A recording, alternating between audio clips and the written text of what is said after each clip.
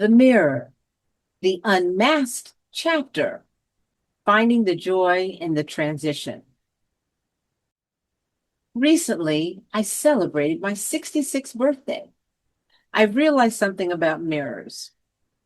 Most of our lives, we carry three of them. There's the mirror we create for our performance, the one for the boss and for the public to see. There's the mirror for society, reflecting the good citizen or the strong provider. And then there's the third one, the authentic one, the one you look into when you're alone, the one that doesn't care if your performance was outstanding or if you tripped and fell along the way.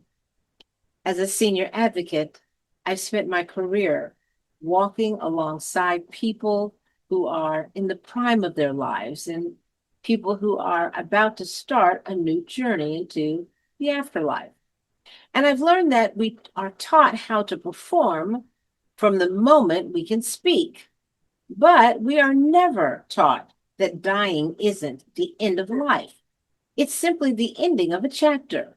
So let's dive into the truth of the transition, because I've lost family, friends, and colleagues.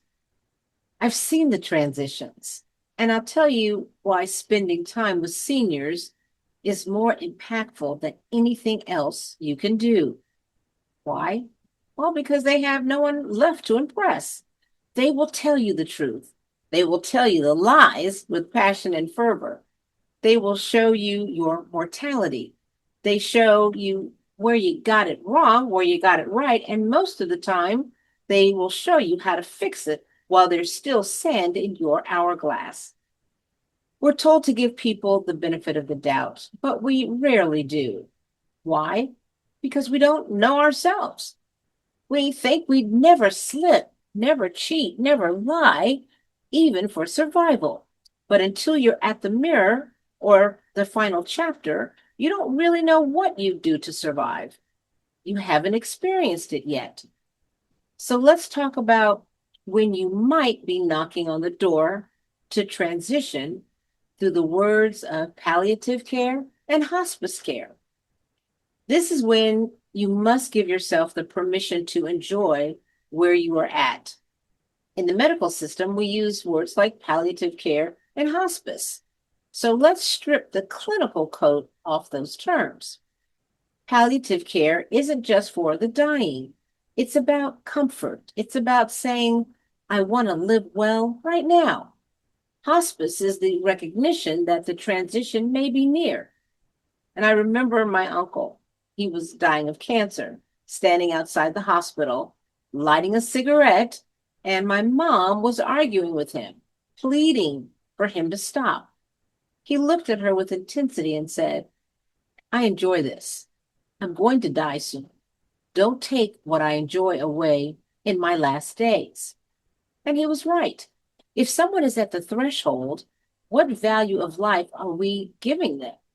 Not smoking was not going to change the trajectory he was on. I am not sure, actually, even if he wanted to live on, but I am positive he felt smoking was one of his last pleasures.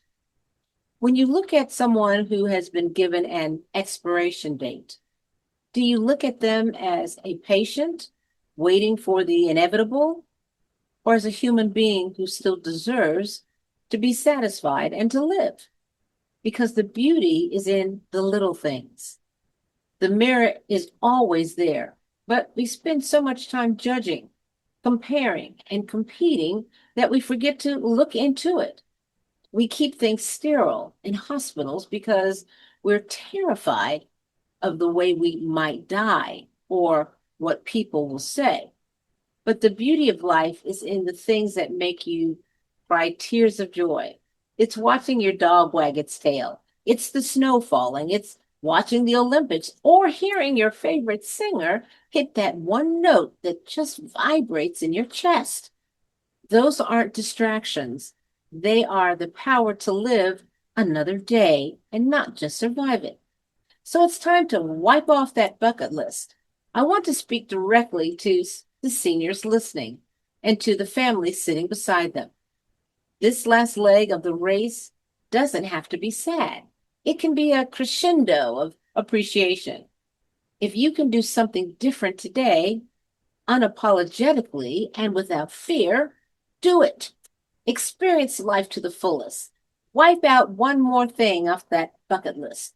And if you're a caregiver, a friend, or a child, if you can provide love and shelter, if you can bring a snowball into a burn unit or a favorite meal to a bedside, you have done more than a person who planned a funeral. You have given them the fuel to enter the next chapter with love. Let's stop making the end feel so sterile. Let's stop walking into rooms like the story is already over. Let's start showing up like there's still life to live, because there is. And maybe, just maybe, when the final chapter comes, it won't feel like something was taken away. It will feel like something was fully lived. You have given them the fuel to enter the next chapter with love. How you treat another individual speaks louder than any prayer or any prescription. So let's stop being unwitting agents of a sterile system and start being architects of a wonderful end. I'm Monet Swan. Look into your mirror today, not to judge, but to finally and truly see yourself and others that you serve with love. This was The Mirror.